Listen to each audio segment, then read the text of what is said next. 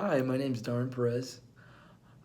I'm in your colloquium class for the summer semester, and here I am at FGCU. My project is on sustainability here on campus.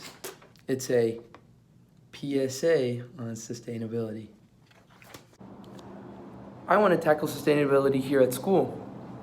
I think it's important that we work more on being sustainable here at this campus because our campus is a green campus, or tries to be environmentally conscious when we act when it comes to building, our conservation here at school, preserving the land as a whole.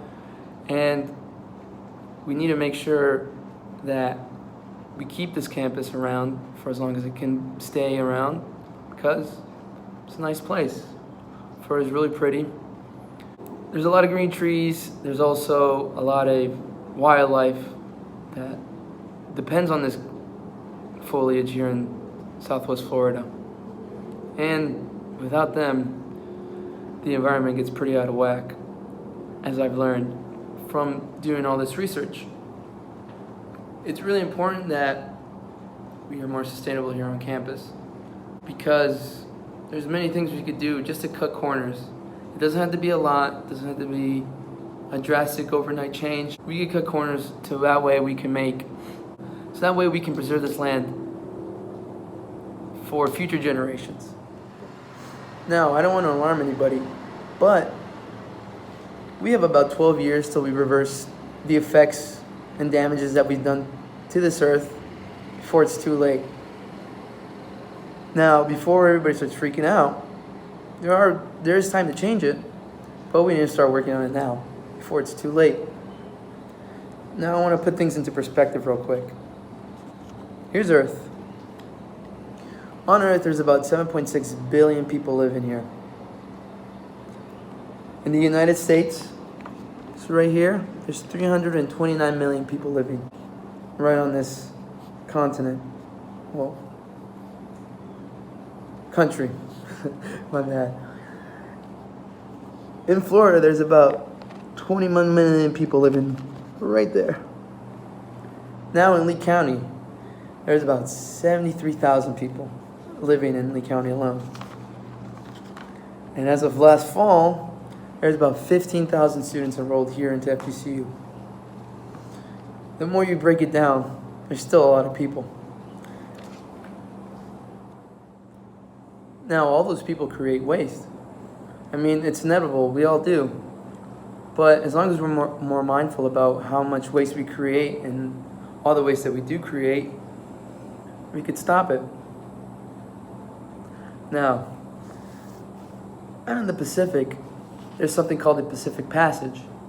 And out in that Pacific Passage, a lot of plastic collects because of all the currents coming into one point. And in that Pacific Passage, it's between California and Hawaii. And this is an image of the Pacific Passage. It's filled with garbage, all plastic, all waste that we've created. I probably added to it, you've probably added to it, who knows. And the little scary part is that when that plastic breaks down, it creates what's called microplastic, which ends up getting eaten by all the seafood that's out there. And guess what? When people go out and fish around those areas, they're catching those fishes that, that microplastic. And guess what? Now you're eating microplastic. Ain't really that cool, is it? Now I bet you're wondering, is it plastic that's what's causing all this damage to the earth?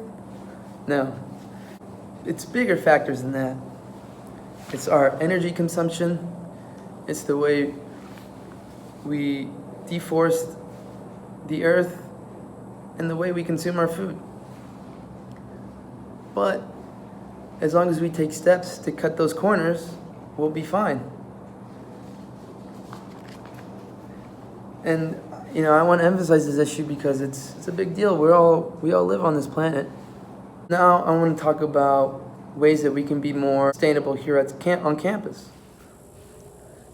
Now, If Jordan Belfort, aka Leonardo DiCaprio, didn't think saving the earth was important, then he wouldn't have put it in his 2016 acceptance speech when he won his Oscar.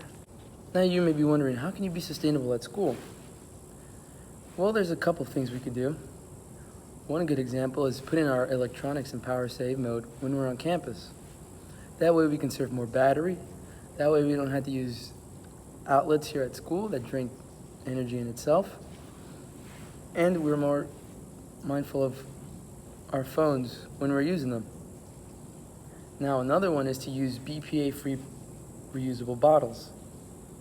BPA stands for bisulfite A, a chemical used to make certain plastics. Let me show you an example of mine. Regular plastic bottle, meant to be reused. And if you could see right under there, this is a recycling sign with the number 7 on it. Now underneath every plastic bottle or any plastic container, there's a number on it with a sign, with a recycle sign. And right here is a list of all the ones that are good. These blue ones over here indicate the good plastics that are easily broken down and recycled. And on the other side are the ones that are toxic for the environment and are hard to break down. And that includes PVC 3, 6 PS, and 7 PC. So a nice way to remember is numbers 1, 2, 5, 4, and 7 are good plastics. Numbers 3, 6, and 7 PC are bad plastics. You know, and we could bring our own reusable cups to Dunkin', to Starbucks. That way we could eliminate more plastic use and have to cut the corner on recycling itself. Another thing we could recycle is our books and our papers. We could take electronic notes now with our laptops, smartphones. It's a great way to keep all your notes stored in one place, and you'll never lose them. Also, buying recycled books, that's another good example. Making sure that we buy cheaper books instead of buying brand new ones, because if we buy brand new ones, then it means they keep printing and printing more books, then sometimes never get used. Now, I'm right behind Howard Hall, aka BYOB. And you know, when you're in there, you always want to eat, and when you eat, they're gonna give you single-serve plastic forks, plastic knives, plastic straws, which is more waste that you gotta use, that you gotta throw away. The way that we can combat that is by using reusable utensils. These ones right here are made of bamboo, and they're only $10. Plastic containers to bring our own lunch, $10. A 5-pack of stainless steel straws, $10 on Amazon. Now, one other big factor is meat consumption. When it comes to meat products, a lot of the gases created by those animals end up doing more damage than greenhouse gases created by CO2 emissions. And because of that, that's causing a lot more damage to the environment more than anything. And that doesn't mean you should stop eating meat in general, but it just means you should probably start cutting back on your meat consumption. It's not as good for the environment, but producing so much meat products isn't helpful for the environment at all. So doesn't mean you have to cut steak out, burgers out. I love steak and burgers as much as the next meat lover, but you know, sometimes you have to be mindful and realize that these animals that we're farming so we could use are doing more damage than good. So maybe it's a good time to start cutting back on that too. So as FGCU students, we should try and preserve this land that we have, this campus, Lee County, or wherever we live. Let's try our best to save this place, because it's the only home we have, and it's the only school we have.